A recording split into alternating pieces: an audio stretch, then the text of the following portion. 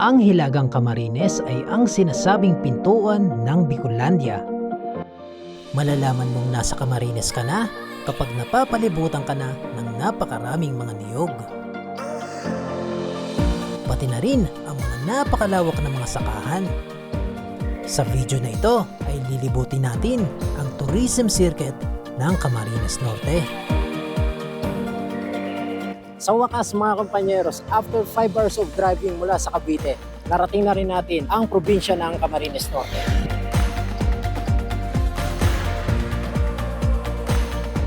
Kung mapapansin nyo mga kompanyeros, dito pa lang sa may entrada, ang dami dito tao. Mga nagpapapicture sa may welcome arc dito sa boundary ng Quezon Province at Camarines Norte.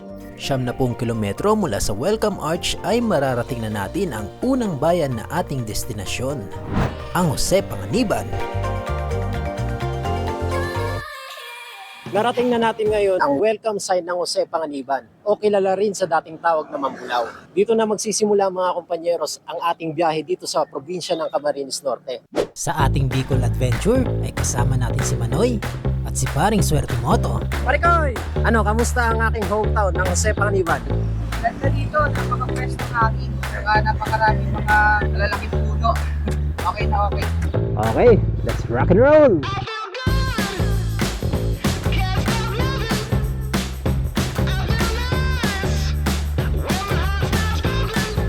2007 guys nung last na nakapunta ako dito. Second year high school. And back in the day, everything is big. Itong daan, itong eskwelahan, dati parang ang laki-laki. Pero ngayon, ang liit lang pala. Anyway, andito na tayo mga kompanyeros sa sentro ng Jose Panganiban. Ang Jose Panganiban ay matatagpuan sa hilagang bahagi ng rehiyon ng Bicol. Dating ang kilala ito sa tawag na Mambulau nang ibig sabihin ay mayaman sa ginto. Sa ngayon ay pangingisda ang pangunahing hanap buhay ng mga nakatira dito. Malawak rin ang mga taniman, mahabang mga bulubundukin, at tahanan din ito ng napakaraming magagandang beach.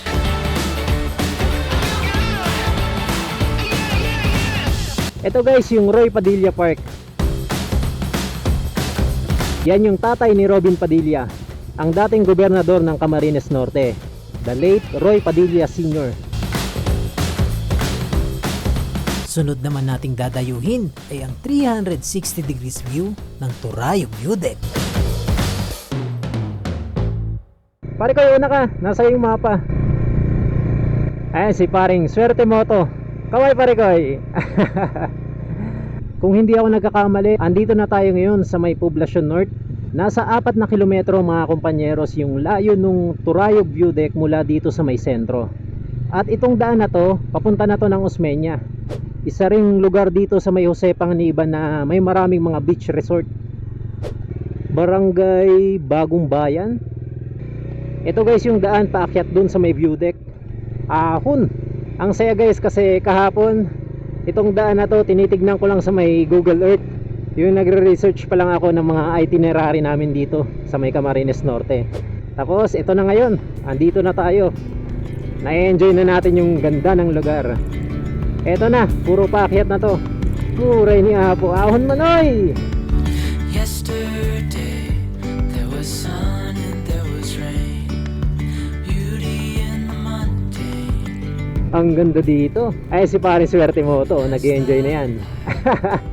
Startled our eyes, we let go of disguise. Ayan, may palusong rin pala. And now there's something in the air. Ang daming ahon mga kompanyeros yung papunta dun sa may Turayog. Pero maganda yan, maganda yan.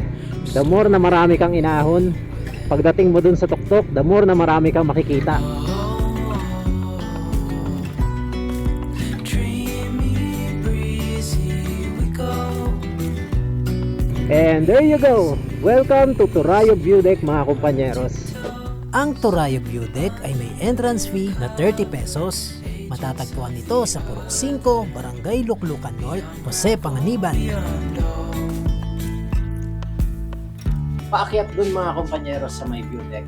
Ito yung steps, 127 steps. Mula sa may parking, diyan magsisimula yung bilang ng steps at dito magpapatuloy. Tara, simulan na natin.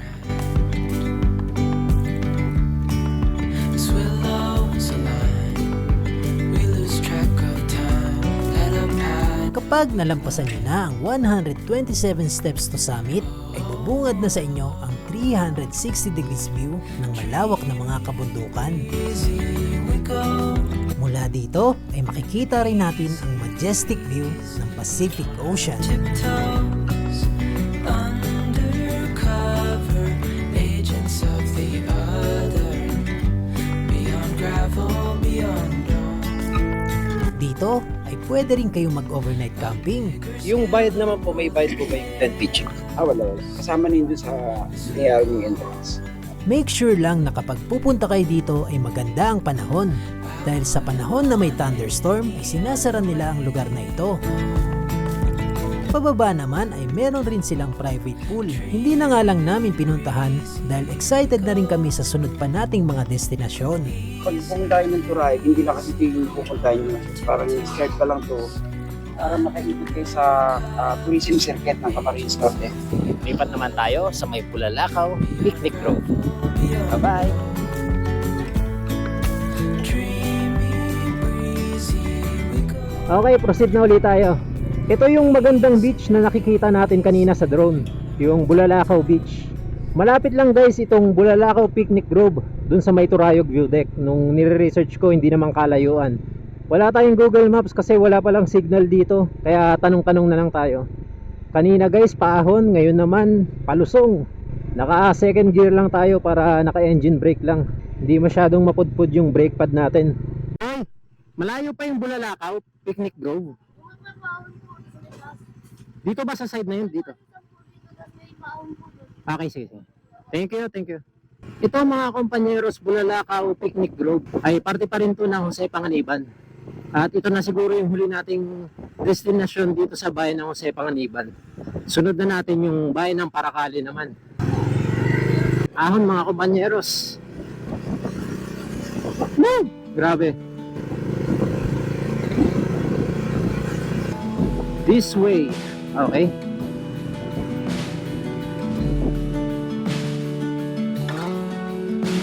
There's a girl in the southeast that looks like her mom. And you should hear her singing when she thinks she's alone. Calm as Narating na natin itong Bulalakaw Picnic Grove. Dito yung parking area. Malawak rin naman. Okay, tara mga kompanyeros. Tignan na natin to. buckle his knees, turning down. Ang Bulalakaw Picnic Grove ay may entrance fee na 20 to 50 pesos. Isa na nga ito sa mga nagpawaw sa akin sa aking buong Camarines Norte adventure. Kompleto sa accommodation at may napakagandang view ng karagatang Pasipiko. Tignan nyo guys. Dito sa ating Camarines Norte adventure, parang isa na ito sa aking pinakapaborito. Napakaganda. Her hat on the mirror, note by the door. Stares out the window. Available rin ang mga room for rent para sa mga day tour and overnight tourist. Napakamura lang rin na pwede nyo nang ma-enjoy sa halagang 500 to 1,500 pesos na pwede na up to 5 person. That I was too far away. Hindi ko rin in-expect na ganito pala kaganda to. At ganito rin kalawak yung lugar. Turning down. My heart At ito naman yung pool. Merong for adult at meron ring for kids. Ito mga kompanyeros yung pang adult. Malawak siya. Ito yung kiddie pool nila. Ganda oh. Overflowing yung tubig kaya laging fresh yung tubig. Mula dito sa may Bulalakaw Picnic Grove mga kompanyeros. Kapag tumingin kayo sa luwing yun, ayun naman yung tinatawag ng Bulalakaw Beach.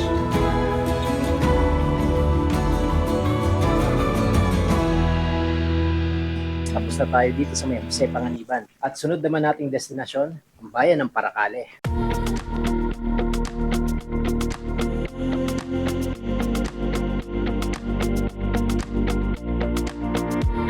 Next destination naman natin ngayon ang Pulang Daga Beach na matatagpuan naman sa bayan ng Paracale.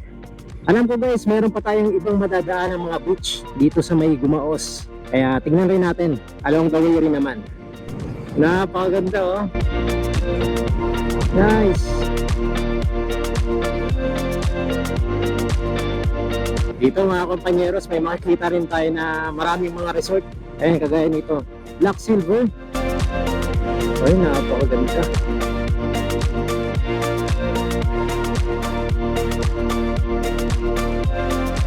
Dito guys, kagaya ng sabi ni ate, may-ari dun sa may Bulalakaw Picnic Grove. Tabi-tabi na talaga dito yung mga resort.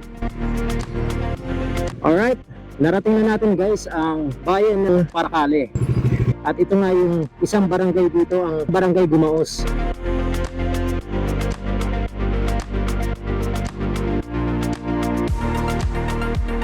Kaya pala guys, talay-talay yung mga resort na nadaanan natin. Ang ganda rin pala dito sa may Gumaos Beach.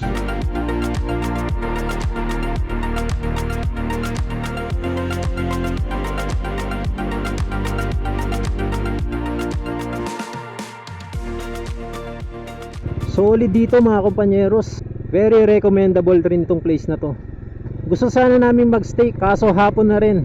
Baka wala na tayong abutan na liwanag dun sa may Pulang Daga Beach. Next time na lang.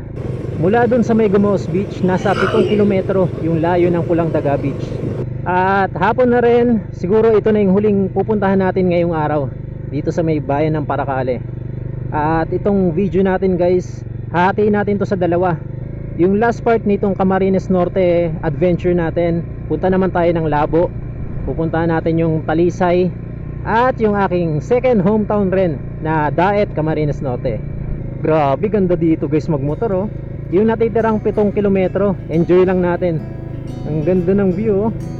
Pare koy, para tayo nasa daang katutuban oh. Little when the sun goes down, we could walk this autumn town, find a place to be alone, look into your eyes, feeling butterflies. Guys, narating na rin natin ang Pulang Daga Beach dito sa bayan ng Paracale. Ang haba nitong beach na to mga kompanyeros, at dito marami kayong option, iba't ibang mga resort na magkakatabi, pipili na lang kayo. At dito nga kami pumasok sa may Candelaria Beach Resort. Ang entrance fees 50 pesos. And lose this love, so hold on to what we know we have. Hold on to moments that we've shared. Once na makapasok naman kayo dito sa may beach, kahit saan na, itong buong kahabaan ng beach pwede nyo nang lakarin, pwede na kayo maligo. Everything will be fine. Just hold on.